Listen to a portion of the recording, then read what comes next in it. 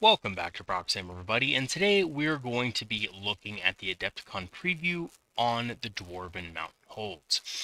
Now, I've been a little bit lax on fantasy content lately and old world content, and that's just because simply, quite frankly, I just haven't had the time to play it. Haven't had a lot of games with old world, especially since I don't really have an old world army to speak of except for proxies, stuff like that. My old dwarf army I sold long ago, about 8 months after fantasy got killed, 8th edition fantasy, so I don't have any of that stuff.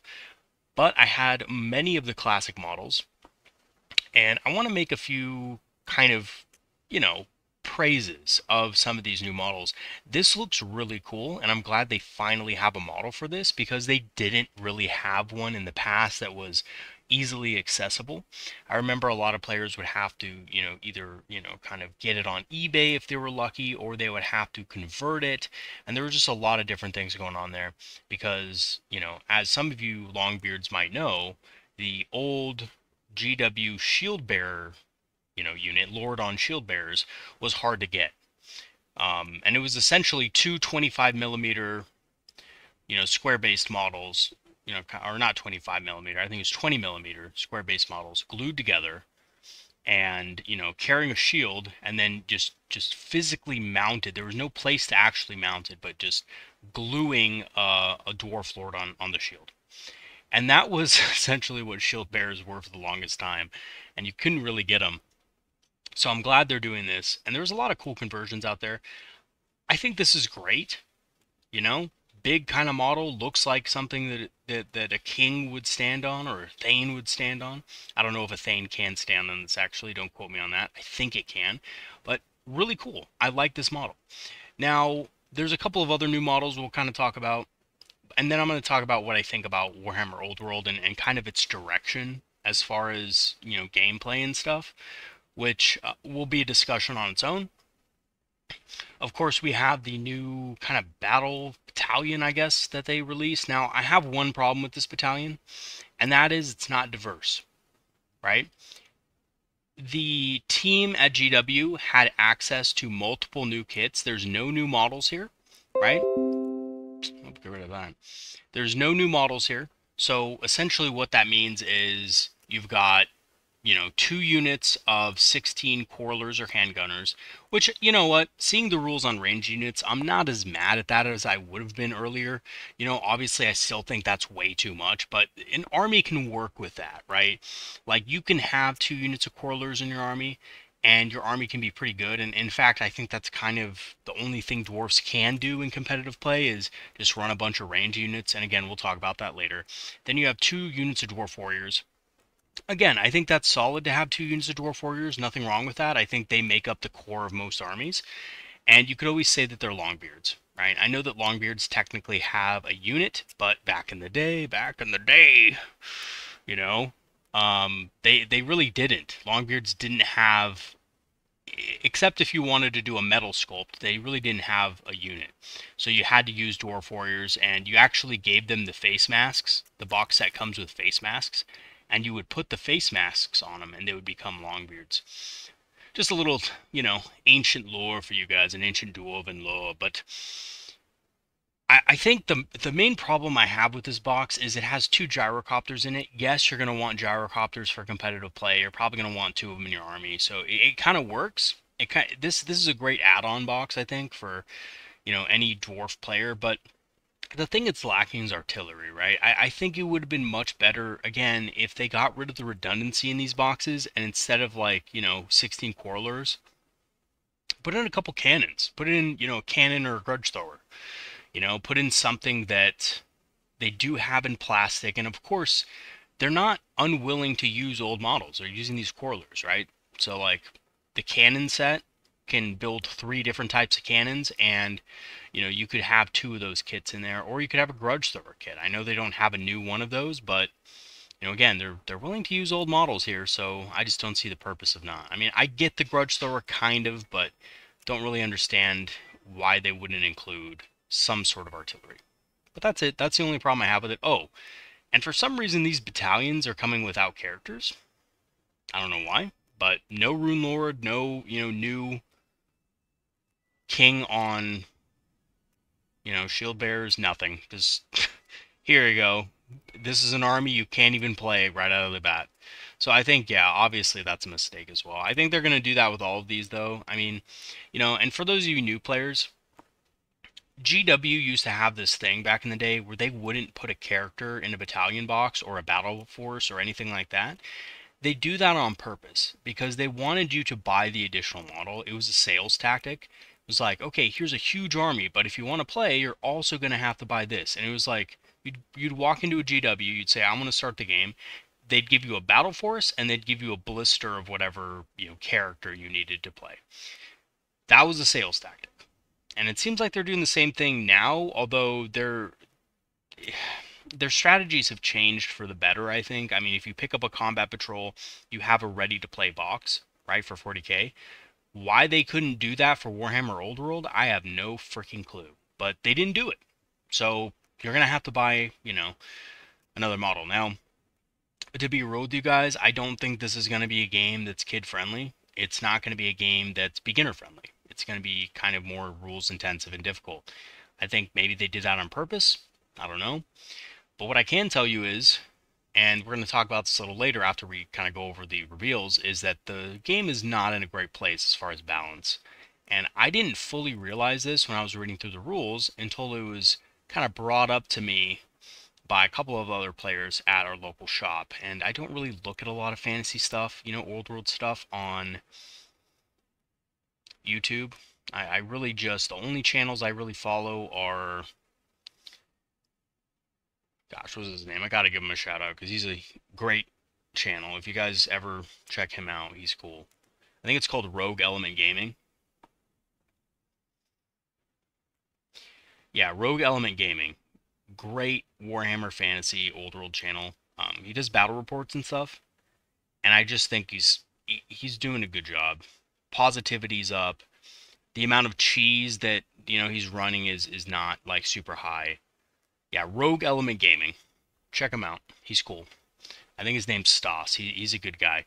And plays dwarfs, plays a couple of other armies like orcs. And one of the things you won't see on his channel is a bunch of like cheese. You'll just see fun armies going at it, and I think that's the way you should play. But anyway, that's just me. A lot of players don't play like that, especially at your local game stores. They're going to try to play to win. So, let's go ahead and scroll down to the next thing, which is the Arcane Journal, which is great. They tell us that there's going to be 2 new armies of infamy, which is cool. It means you can customize your army. I'm sure it's going to be a gunpowder army and a slayer army. You know why? Because they revealed 2 other things to us, and of course, you also get, you know, extra magical items, extra units. This is going to be really important for balance. If the dwarves don't get, you know, if the dwarves don't get the tools they need to deal with the current meta, then, or the current OP meta, I should say, what people, other armies are running, then they're really not going to be that good for a while. That's okay, though. A lot of people don't play this competitively, and I understand that. But even at your local game store, you might come across the, you know, occasional salty guy, or, you know, try hard, as I like to call it, that will, you know, run 2 dragons against you in 2,000 points and laugh as you can't kill either of them. So, got our new models here, and I mean, that's really cool, guys. I love this model. I love these dwarf models, these new models that they're coming up with. Absolutely excellent. And you could even build, it looks like, okay, looks like you can also build them on foot. Is it the same guy?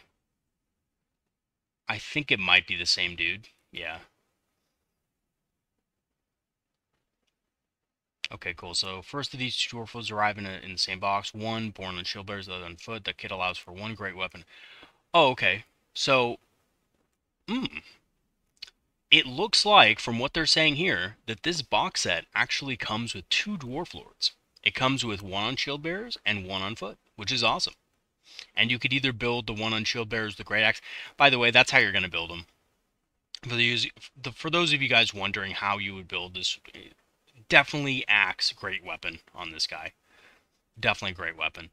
And then you have the, of course, axe and shield on foot, which I think is what you want. If you're going to go for a cheap Dwarf Lord, you want to give him the, best protection he can get while still maintaining a little bit of AP on his weapon. And then if you want to have him on a shield bearer, you of course want him to have a great weapon so he hits really hard because he has a bunch of extra wounds anyway. Also comes with, and this is why I think that they're going to have a gunpowder army of infamy and they're going to have a slayer army of infamy. And the reason why is because you have a dwarf thane with handgun. They have rarely had models for dwarfs that are thanes that are armed with handguns or any kind of ranged weapon, except like maybe as an accessory on their back belt. They've never had a model like this. This has always been an engineer model who's holding a gun or something like that. They've never had a thane with it. So I think this is super cool. And I think it's super cool for a couple of reasons. One, there's nothing stopping you from saying that's a master engineer. There's nothing stopping you. You can proxy this as a master engineer. I think he's carrying is he carrying a beer tankard? I don't know what he's carrying in his hand, but that would be awesome. That gun is a serious blunderbuss, man. Like, that model right there made me want to buy it instantly. I really like that model. The problem is it's in Forge World resin. I don't know why they decided to do this, but Forge World resin, great. We'll see how good of quality that is. These models look good quality, but remember, these are being built and painted by some of the best painters, in the world. Not the best painters in the world, but some of the best. Very good painters. So, that's what it is. He has an Oathstone, immune to psychology, and forces enemies accepts challenge. I mean, he just looks cool. You don't even have to count this as an Oathstone, right? You could just say it's basically a, just a rock that he's standing on, from a grudge thrower or something like that, and you could just have him standing there as a master engineer. Super cool. But, also a thane. It'd be super cool as a thane as well. I just don't know if you'd ever give a thane a handgun. Especially if they're moving around or reshuffling and stuff like that. The handgun is just awful on the move, so I don't know if you do that. But, pretty good idea. Then you have Ungrim Iron Fist as a young lad, as a young Dawi, which is pretty cool. And I can't see it based on the problem with this picture, though, is you can't see whether or not he has yet slayed the Great Drake. Because traditionally he has a drake skin, the skin of a great drake draped over his shoulder. I don't know if you can see that, but that's part of Ungrim's lore, is that, he became a Slayer King and he wanted to uphold his oath as a Slayer, but also uphold his oath as a king. So he's like the ultimate badass of the dwarfs. He doesn't give a fuck. He goes out there, he wears armor, but, parts of his body are unarmored. He's not like the most heavily armored dwarf. But he also has the great axe and he has a dragon pelt. So where's the dragon pelt? I mean, maybe I'm wrong. Maybe he hasn't killed it yet in this time period, but that would be interesting. So that's Ungrim Iron Fist. Pretty cool character. And honestly, I'm thinking to myself, if he has the rules needed to take out dragons, he's going to be like an auto-include. So I'm thinking, oh, wait a second. Can I turn this guy? Oh, no, they don't have it. They don't have it to where you can turn him. I don't think he has the Drake pelt, though. I think that's probably a different era I'm thinking about. But these are really cool, man. Like, this Dwarf Thane is cool, and you could count him as a Master Engineer. Again, nothing stopping you. Master Engineers have heavy armor. So you could just say, yeah, he has heavy armor. It looks like he has full plate, but, whatever. He's an engineer, right? And I guess if you really wanted to, you could cut off these little, things here, but I don't think there's any need for it. You could just say that he's a, master engineer, and that's it. And then you could have him as a thane in some games. I think this is a great buy, depending on the price, of course, but I think this is a great buy because, again, you can count it as two different things. And look at that, he even has a pipe. Ah, man, I love the dwarves.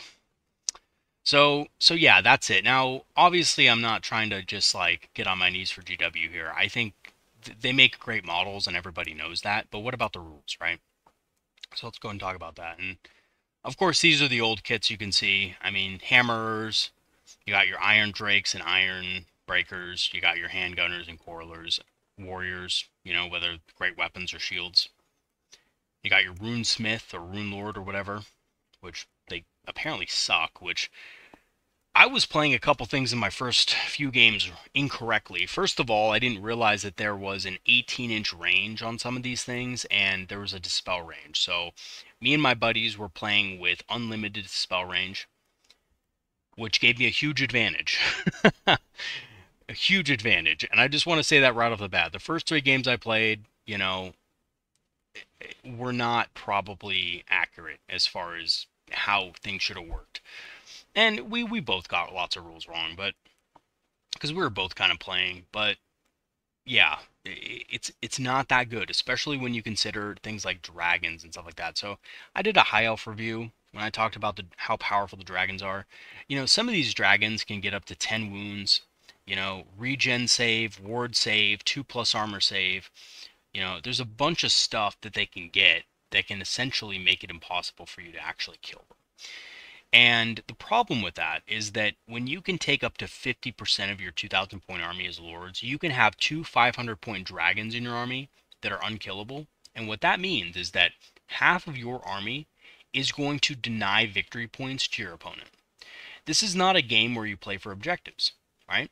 This is a game where you try to kill as much as your opponent as possible. If you have no ability to kill the enemy characters, then you can't win. Right? You're basically locked out of 1,000 points of your enemy's victory points. The other thing is that dwarfs have no good answer to it. So there would be balance if the dwarfs had like a cannon that did d6 wounds, for example, right? But those days are done.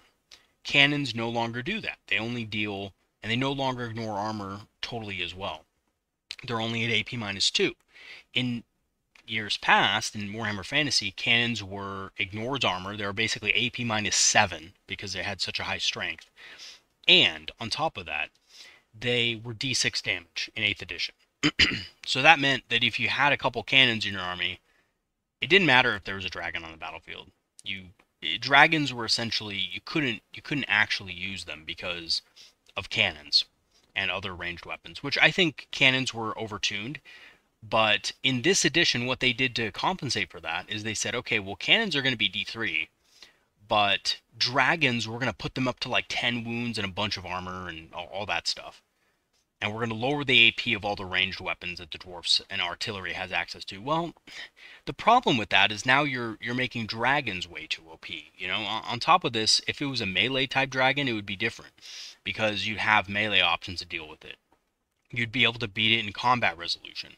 Which, by the way, if any player is going to just rush a dragon right into your dwarf block, that's the best thing that can happen because you will beat them in combat resolution, and you will probably drive them back.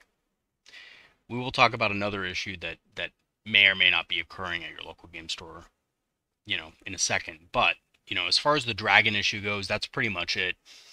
Now, is this realistic to how dragons are in the Warhammer Old World, setting? Absolutely. Dragons are so powerful that they can level entire armies by themselves.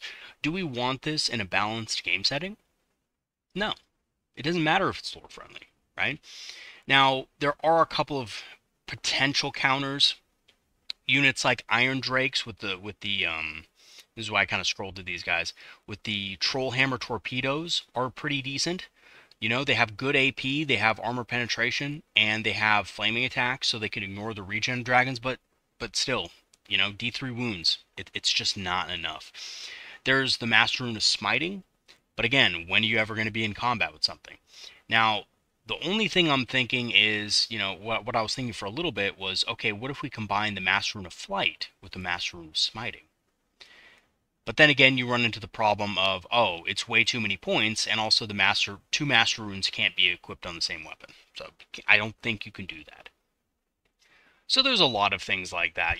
There's nothing that forces your opponent to charge you, like in past editions. I know that there was like items that forced your opponent to charge or declare charge, in the Dwarf book. And I don't think that's the case anymore. I don't think there's any rune that does that. It's just that gives them a disordered charge or something like that, and it's just not really great. So that's the problem with dwarfs right now, is that they're the mage dragons that people are running, the level 4 wizards on dragons, are just running amok, and there's nothing that the dwarves have to really stop it. Magic resistance apparently doesn't do much, because they're level 4 and they have like insane amounts of casting buff, so it just overrides your magic resistance. Even magic resistance 2 is not enough. You would really need like magic resistance 4 to be able to deal with those. And I don't think anybody should have magic resistance 4 across the board. So I think the answer to that is just nerf the dragons, right? Nerf the wizards that are the level 4 wizards, a little bit. And GW really does have to do this because they're going to have the same problem they did in 8th edition where magic was OP. It's just OP in a different way. And a lot of channels are probably talking about this OP-ness. I've seen some videos on, Warhammer Fantasy Magic. They're OP, right? I mean, just because so get this, right? In 8th edition, you basically used all your dice for the way magic was OP was you had this like OP mega spell and you just rolled a bunch of dice at it and you were just hoping for double sixes. If you got that double six, it was irresistible, couldn't be stopped, and you'd wipe out the entire enemy unit. That's how magic worked in 8th edition. Now, in Old World, you'll cast like 4 spells at an enemy unit. And yeah, like each one is doing like 2 to 3 kills, but by the time you're done with it, it's like you've killed half the unit with magic. And it's like, oh crap, okay, so I have 2 of those though. I have 2 level 4 wizards in my army. I'm killing an entire block of infantry every turn.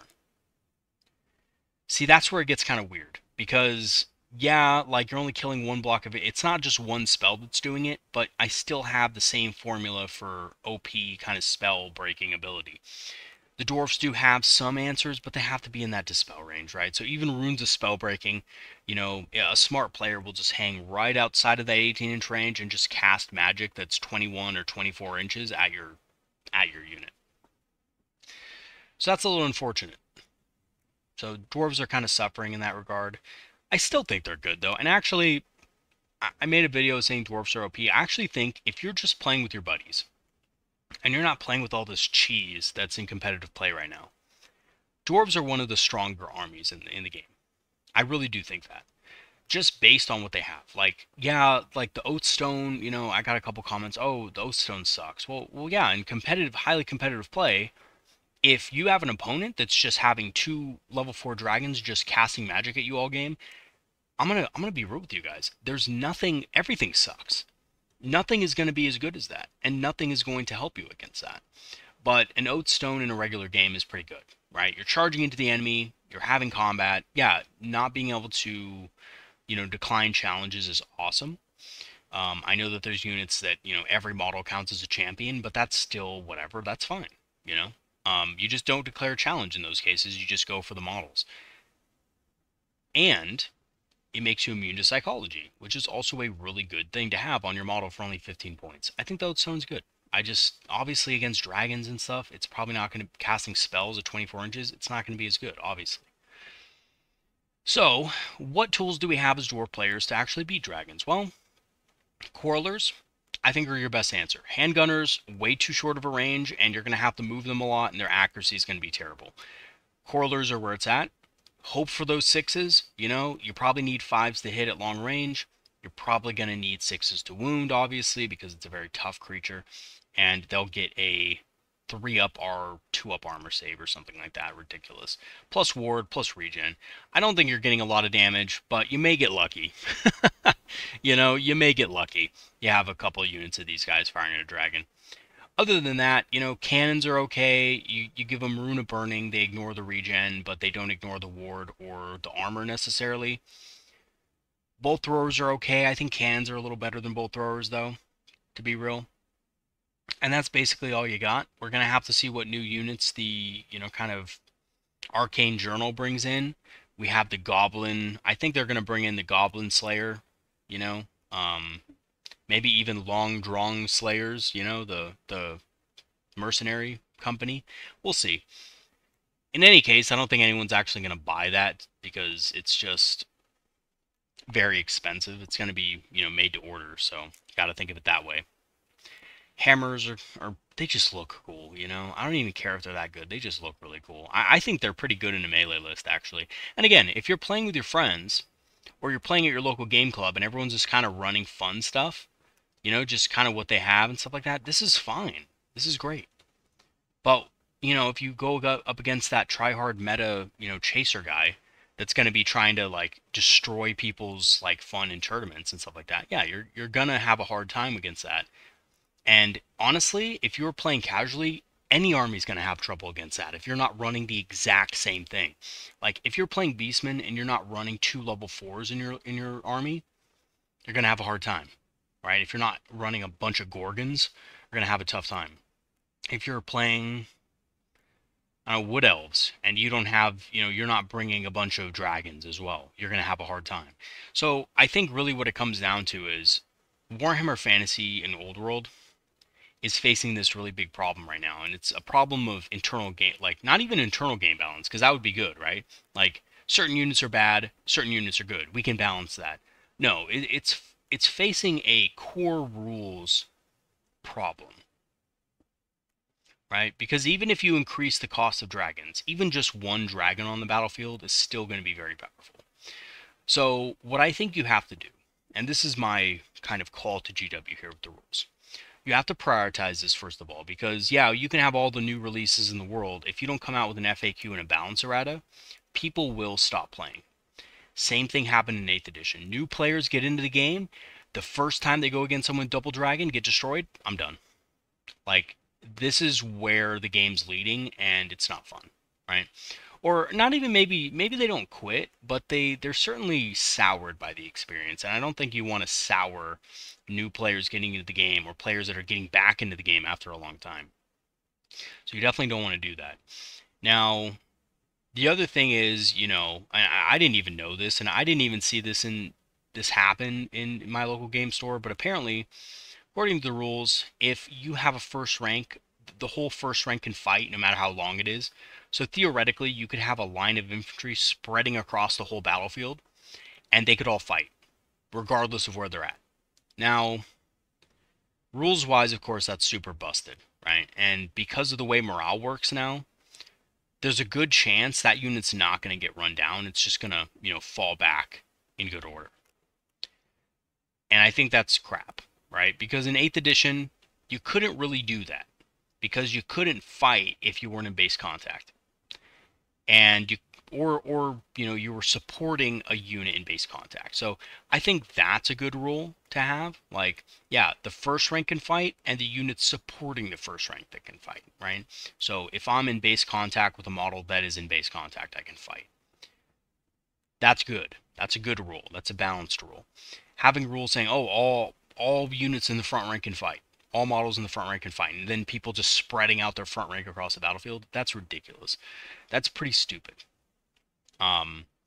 Now, the reasons why it's stupid is apparent to everybody, right? You just have these lines of infantry, like, marching at each other, line after line. It's boring. This is supposed to be kind of a slower game, so it just speeds up the game at an exponential rate. You're getting, like, 20 attacks versus, like, 5, So that's kind of ridiculous. So yeah, I don't really like that. And I don't think it's just a aesthetic thing either. I think it's a balance, like a rules thing. Like, this is supposed to be a slower, more tactical game. When you just have lines of it, there's really no tactic in it. It's just kind of abusing the rules and abusing reforms and stuff like that to get weird charges on units. It's ridiculous, right? It basically forces, like, the moment somebody puts their models into lines against you, it forces you to put your models into lines against you, or else you're going to lose. It's that simple. There's no way to win against that. So you have to also put your models into lines. It slows down the game a bunch. You can't really use movement trays or anything like that anymore, and it's ridiculous. So I don't like it. The game store I was at, where I witnessed a couple guys playing, they were talking about that and how ridiculous that was, and they said they just refuse to play like that. And I think if you go against anybody who tries to put their models into lines or comes against you with 2 dragons, unless you're playing in a tournament setting, a competitive setting, just refuse to play that person. Now, I don't normally say that, because I normally think that, OP armies, OP tournament armies, that's a good experience to have, to go against something like that. Like, at least in 40k. Like, if I went against a meta, Chaos Space Marines, or a meta, back when they were actually good, or, meta kind of Imperial Guard, or whatever it is, I would want to play against that list. Like, because it's a good experience to have. But in Warhammer Old World, Going against a list like that, whether it's competitive or not, is not a good experience. Because, quite frankly, there's no way you can win.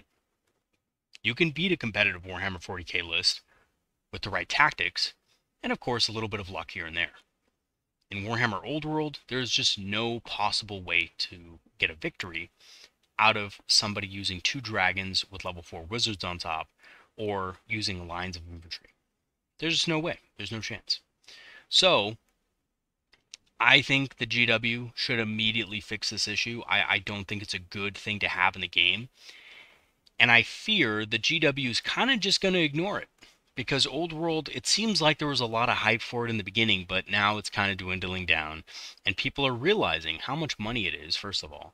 And second of all, how much time it's going to take and stuff like that. And quite frankly, you know, I mean, the models are great and everything, the new ones that are coming out. But, you know, a lot of these models are old. And a lot of people don't like that. GW is heavily relying on nostalgia and hype to kind of sell this game. And guess what, guys? Nostalgia and hype, they die down after a while. Have you guys ever tried to watch an episode of Pokemon, the first season of Pokemon as an adult? You get 15 minutes, you're like, yeah, like this is great. I remember this, Ash and Misty, oh my god.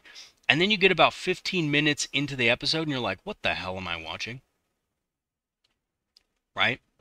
And then you change it because you realize I grew up. I'm 30 years old now. I don't have any interest in the first episode of Pokemon.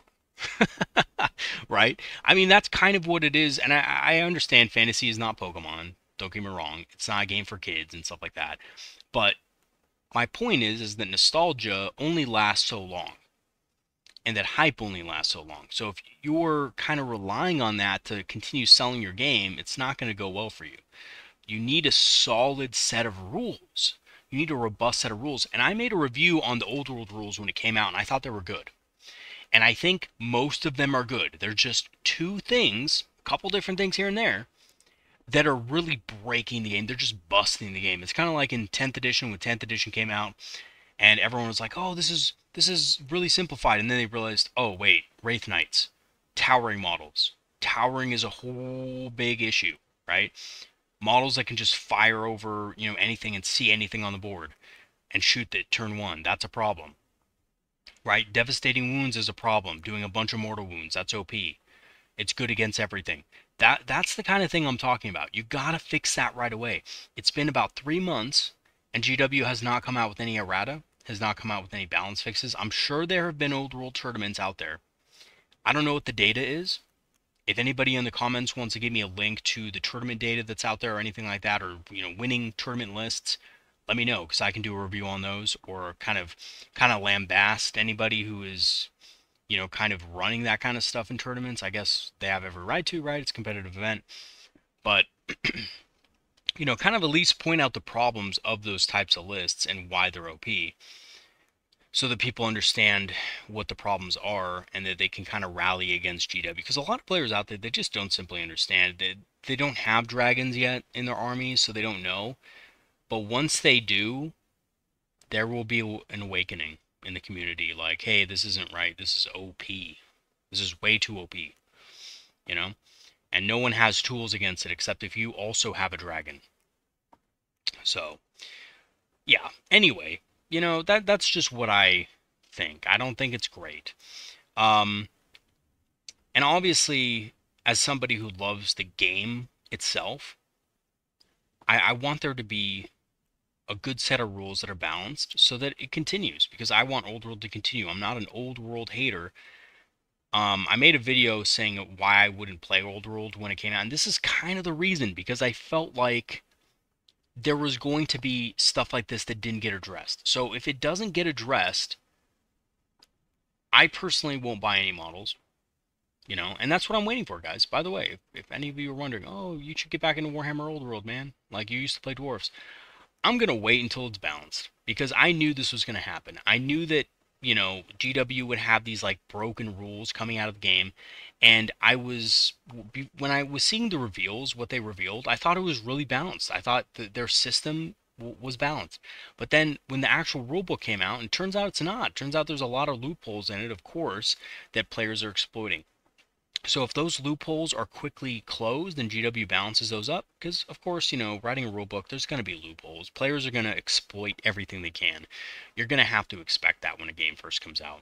But if it's been, months and months and months, GW is aware of these things and they're still not doing anything about it, they don't want to put any energy towards it, then honestly, I'm clocked out.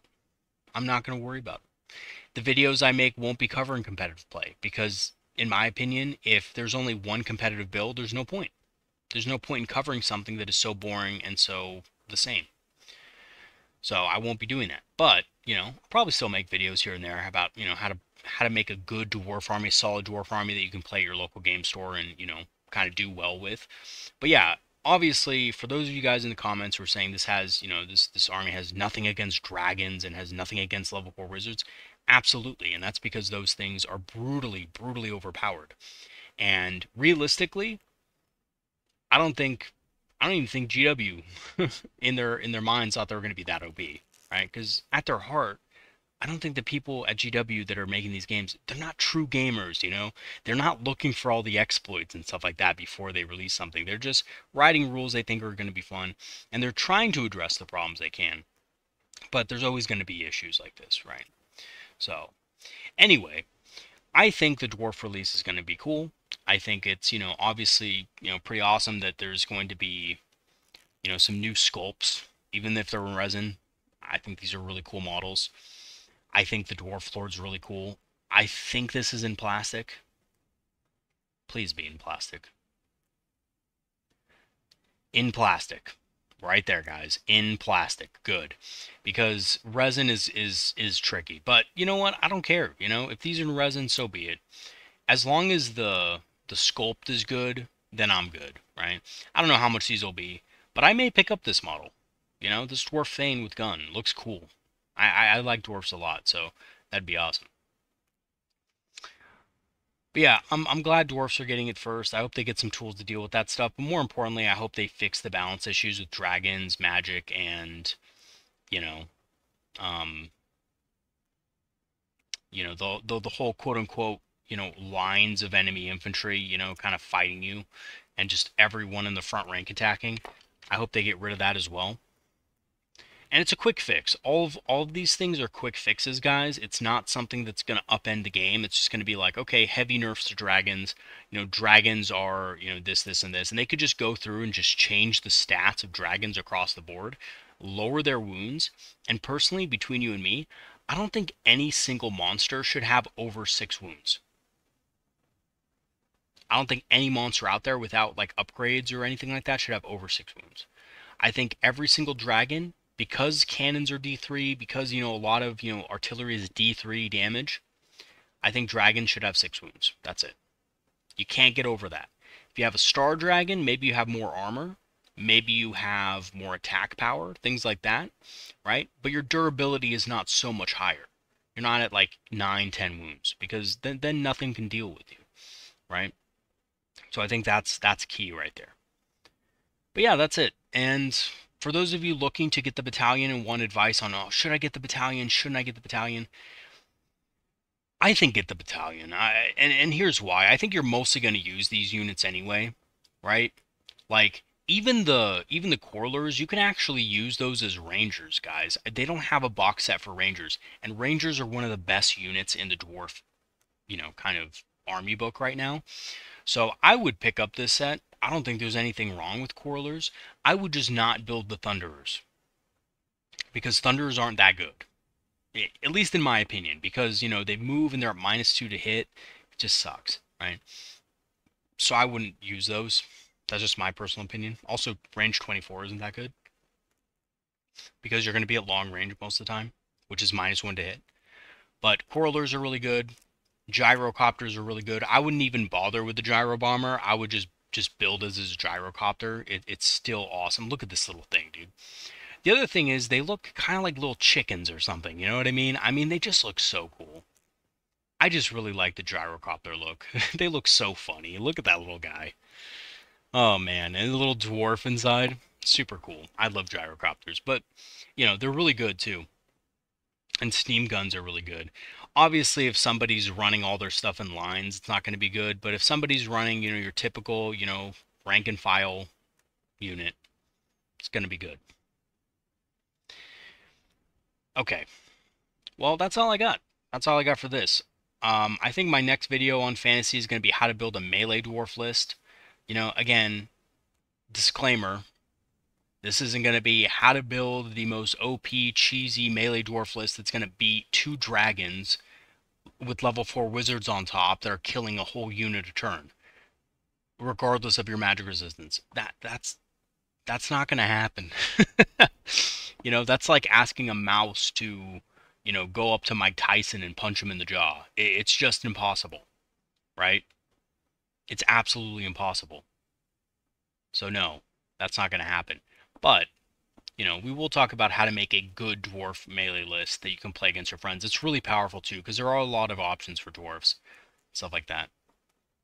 And yeah, some of their runes are a little bit, maybe overcosted, but the thing is, what people don't understand about the rune magic and stuff is you can combine the runes, and I think that that level of customization warrants a little bit of extra points here and there, because you also have to think about the characters they're going on. Their characters they're going on are really strong already, so it's just going to magnify their power. Yeah, a sword of battle or a sword of striking or whatever, the common magic item, might be a little bit cheaper than the same combination of runes from the dwarf book. But again, think about what you're putting it on. You're putting on a dwarf lord, and you can also add more runes to it, right? So that's the other thing.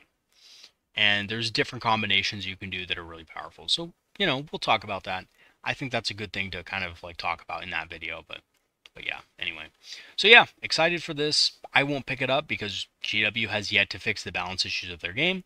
But, when those balance issues are fixed, I will definitely consider starting to think about, maybe buying a 3D printer, 3D printing these, because these are old sculpts. I'm pretty sure I can find them online 3D printed.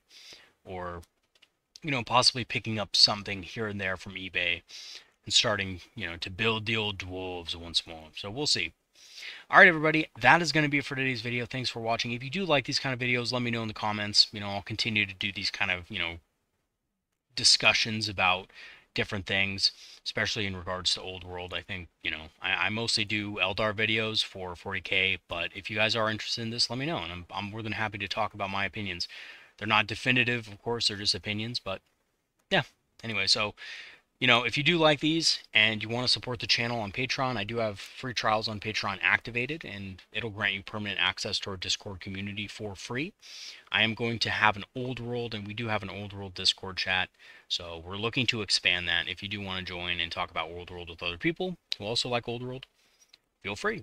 So I will leave the link for that in the description, and I'll see you guys next time. Have a good one, everybody. Peace out.